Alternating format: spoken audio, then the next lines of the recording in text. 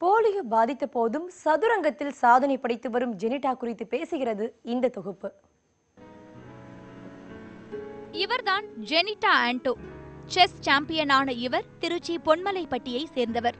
உலக மாற்றுத்திறனாளிகளுக்கான சதுரங்க போட்டியில் தொடர்ச்சியாக கடந்த 4 ஆண்டுகளாக தங்கப்பதக்கம் வென்று இந்தியாவிற்கு பெருமை சேர்த்த தங்க மங்கை. போலியோ நோய் தாக்கிய போது ஜெனிட்டாவுக்கு வயது 3.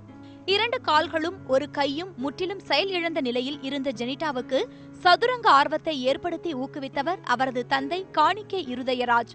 அதன் பின்பு ஜெனிட்டாவுக்கு சதுரங்கமே வாழ்க்கையாகி போனது.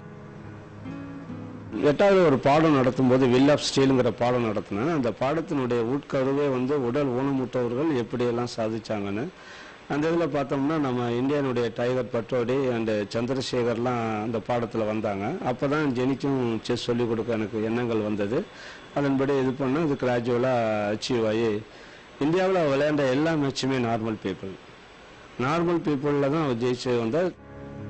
2007ஆம் ஆண்டு போலந்து நாட்டில் நடைபெற்ற சர்வதேச ஊனமுற்றோர் தனிநபர் பிரிவில் பங்கேற்று வெள்ளிப் பதக்கம் பெற்ற இவர் 2009ஆம் ஆண்டு 20வது ஐரோப்பிய செஸ் போட்டியில் வெண்கலப் பதக்கமும் வென்றுள்ளார். இது மட்டுமின்றி 2010ஆம் ஆண்டில் ரஷ்யாவில் நடைபெற்ற 39வது செஸ் ஒலிம்பியாட் போட்டியில் விமன் மாஸ்டர் பட்டமும் வென்றுள்ளார். தொடர்ந்து 4 வருஷமும் வேர்ல்டு, அதுக்கப்புறம் வேர்ல்டு மேட்ச் கலந்ததுல எல்லாத்துலேயுமே வேர்ல்டு சாம்பியன் ஆயிருக்கேன். அது ஒரு பெரிய ஒரு ரெக்கார்டு. அண்ட் போன வருஷம் 2016 செர்பியாவில் நடந்தது. அதில் நான் வேர்ல்டு சாம்பியன் ஆகிட்டு வந்ததுக்கப்புறம் நம்மளுடைய மறைந்த முதல்வர் அவர்கள் என்னை அழைத்து 25 lakhs கேஷ் அவார்டு கொடுத்து பாராட்டினாங்க. 70 வயதை தாண்டிய ஜெனிட்டாவின் தந்தை அவரை இன்றும் தூக்கிச் சென்றே போட்டிகளில் பங்கெடுக்க வைக்கிறார். கடந்த ஆண்டு வாட்டிக்க நகரில் ஜெனிட்டா பேசிய ரேடியோ பேச்சை கேட்டு அவருக்கு ஜெர்மனியை சேர்ந்த தன்னார்வலர் சக்கர நாற்காலியை பரிசளித்துள்ளார். இந்த நாற்காலி தற்போது தந்தையின் சிரமத்தை குறைக்க உதவுவதாக கூறுகிறார் ஜெனிட்டா.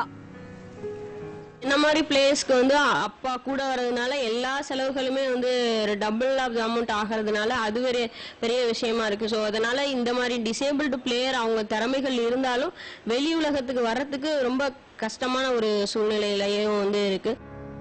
படிகள் இல்லாத தரைத்தளங்களில் மாற்றுத்திறனாளிகளுக்கான போட்டிகளை நடத்துவது, அருகிலேயே கழிவறை வசதிகளை ஏற்படுத்தி தருவது என தங்கள் பிரச்சனைகளை உணர்ந்து வெளிநாடுகளைப் போல சில வசதிகள் தேவை எனவும் அரசுக்கு கோரிக்கை விடுத்துள்ளார்.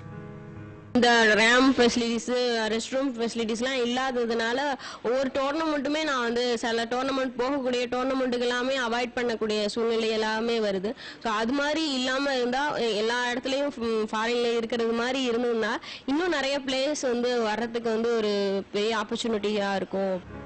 தடைகளை உடைத்து உலகளவில் வெற்றிகளை குவித்து வரும் ஜெனிட்டாவுக்கு கிராண்ட் மாஸ்டர் பட்டம் வெல்வதே எதிர்கால லட்சியம்.